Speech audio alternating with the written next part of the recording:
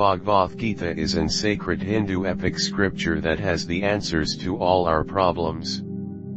It was considered a spiritual dictionary by Mahatma Gandhi and was a book of inspiration for many leaders of the independence movement. Take a look at some of these Bhagavad Gita quotes you can use to bring your life back on the right track. Best Bhagavad Gita learnings shared by Pure Soul Krishna. 1. Whatever happened, happened for the good. Whatever is happening for the good. Whatever will happen, will also happen for the good. The statement you provided reflects a philosophical concept from the Bhagavad Gita, where Pure Soul Krishna imparts teachings to Prince Arjuna. This particular teaching emphasizes the idea of acceptance, resilience, and a positive perspective towards life's events. Whatever happened, happened for the good. This suggests that events in the past, even if they seem challenging or unfavorable, have a purpose and are part of a larger divine plan. It encourages individuals to trust that there is wisdom and goodness in the unfolding of events, even if their immediate understanding is limited. Whatever is happening for the good. This emphasizes the importance of accepting the present moment. It suggests that the current circumstances, however difficult they may seem, are also part of a greater plan. By accepting the present, individuals can find peace and understanding, recognizing that there might be hidden benefits or lessons in the challenges they face. Whatever will happen, will also happen for the good. This outlook encourages a positive and hopeful approach to the future.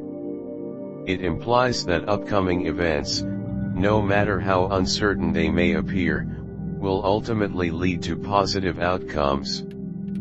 This perspective encourages faith and a sense of surrender to the divine will. In summary, these teachings promote a holistic and optimistic attitude towards life, emphasizing the idea that there is a higher purpose and divine order in the unfolding of events. It encourages individuals to maintain equanimity, resilience, and trust in the face of life's uncertainties. 2. You have the right to work, but never to the fruit of work. Here's an explanation of the terms. You have the right to work. This part of the statement acknowledges the importance of taking action and fulfilling one's responsibilities. It emphasizes the idea that individuals have the right and the duty to engage in work, to perform their duties and responsibilities diligently. But never to the fruit of work. This part of the statement introduces the concept of detachment from the outcomes of one's actions. It suggests that while individuals can control their efforts and actions, they should not be overly attached to the results or outcomes of those actions. In other words, one should focus on doing the right thing without being excessively concerned about the rewards or consequences. This teaching reflects the principle of karma yoga, a path of selfless action, as advocated in the Bhagavad Gita. It encourages individuals to perform their duties with dedication and sincerity but to release attachment to the fruits or results of those actions. The underlying philosophy is to promote a mindset of selflessness, detachment, and equanimity, allowing individuals to navigate life's challenges with a sense of duty and virtue, while not being overly affected by success or failure. 3. Change is the law of the universe. You can be a millionaire, or a pauper in an instant. The phrase change is the law of the universe. You can be a millionaire or a pauper in an instant reflects a profound understanding of the dynamic and unpredictable nature of life. Let's break down the terms. Change is the law of the universe. This part of the statement emphasizes the fundamental principle that change is a constant and inevitable aspect of the universe. It suggests that everything in the cosmos is subject to continuous transformation and evolution. This concept aligns with the idea that the only constant in life is change. You can be a millionaire or a pauper in an instant. This part highlights the sudden and unpredictable nature of life's circumstances. It suggests that an individual's financial status or overall situation can change dramatically and swiftly. Whether one experiences wealth or poverty, success or failure, can be influenced by unforeseen events or factors that are beyond one's control. Together, these terms convey the idea that life is dynamic, and circumstances can shift unexpectedly. It encourages a mindset of adaptability, resilience, and an understanding that both positive and negative changes are inherent in the fabric of existence. The statement serves as a reminder to approach life with a degree of humility, recognizing that external conditions are subject to change, and individuals should be prepared to navigate the fluctuations of fortune with grace and equanimity. For the soul is neither born, and nor does it die. The statement "the soul is neither born, nor does it die" reflects a spiritual and philosophical perspective often found in various religious and philosophical traditions. It suggests the belief in the eternal nature of the soul. Here's a brief explanation. The soul is neither born. This part of the statement implies that the soul is not created or brought into existence at a particular point in time. Instead, it suggests that the soul transcends the boundaries of birth and is not subject to the same temporal limitations as physical entities. Nor does it die. This part emphasizes that the soul does not undergo destruction or cessation. It implies that, unlike the physical body, the soul does not experience death. Instead, the soul is considered to be immortal and everlasting. In many religious and spiritual traditions, the idea of the eternal soul is associated with concepts such as reincarnation or an afterlife. The belief is that the soul undergoes a cycle of existence, moving from one life to another or entering a different realm after the physical body dies. This perspective on the soul is often central to philosophical discussions on the nature of consciousness and the spiritual essence of human beings. 5. You came empty-handed, and you will leave empty-handed. His statement "you came empty-handed, and you will leave empty-handed" encapsulates a profound observation about the transient nature of human existence. Here's a brief explanation.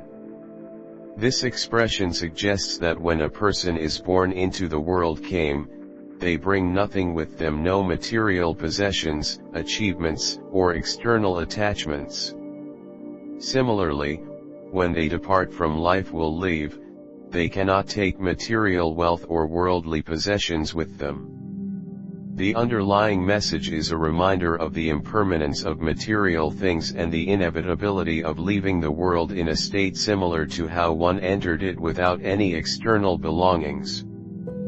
Philosophically, this statement is often used to emphasize the importance of focusing on inner qualities, spiritual growth, and meaningful experiences, as opposed to being overly attached to material possessions, which are ultimately left behind.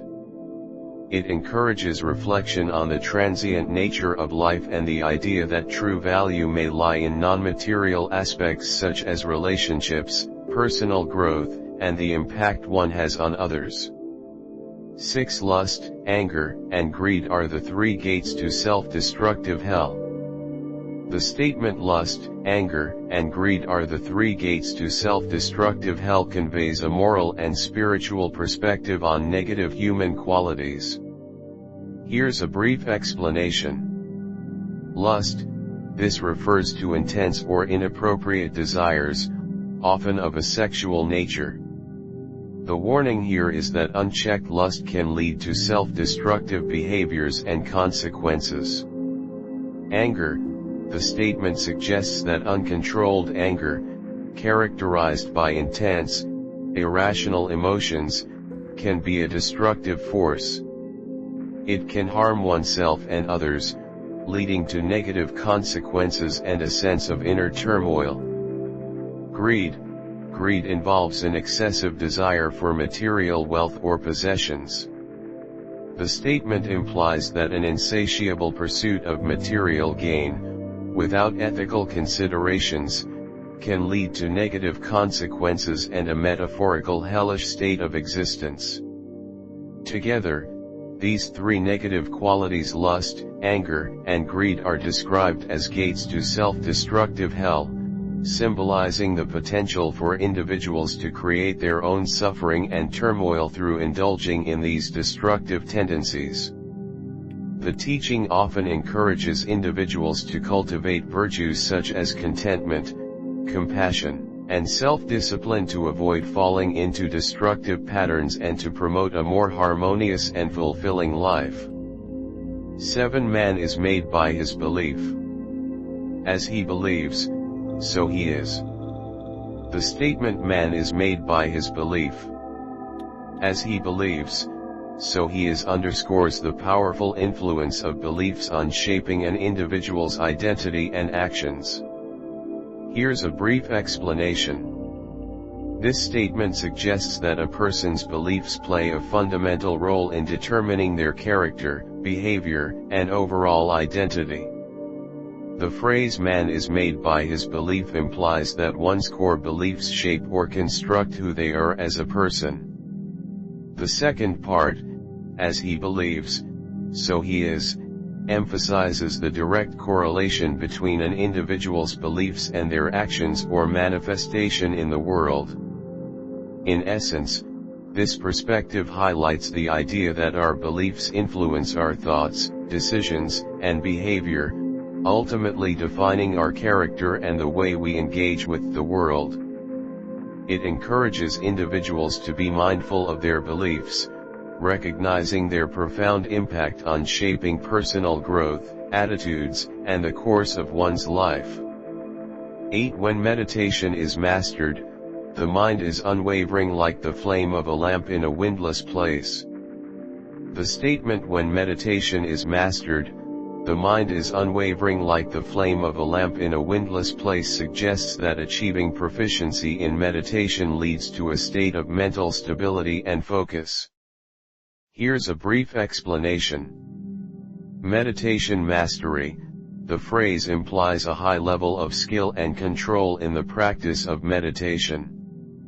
Mastery of meditation involves the ability to calm the mind and enter a state of deep concentration. Unwavering mind.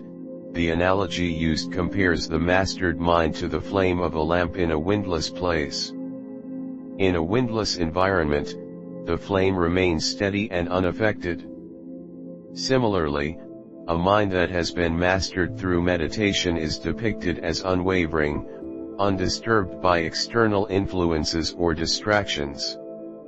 In summary, the statement conveys the idea that through the disciplined practice of meditation, individuals can attain a level of mental steadiness and concentration. This mental stability allows for greater focus, clarity, and resilience, even in the face of external challenges or disturbances. 9. There is neither this world, nor the world beyond, nor happiness for the one who doubts. The statement "there is neither this world, nor the world beyond, nor happiness for the one who doubts" reflects a perspective found in certain philosophical and spiritual traditions. Here's a brief explanation. There is neither this world, nor the world beyond.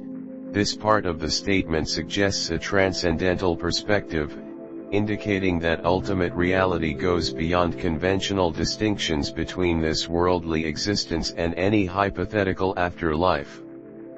It implies a recognition of a deeper, unified reality that transcends dualistic concepts. Nor happiness for the one who doubts the statement implies that doubt or skepticism can be an obstacle to experiencing happiness or contentment. Doubt in this context might refer to a lack of faith or confidence in the fundamental nature of existence, spiritual truths, or the path to happiness.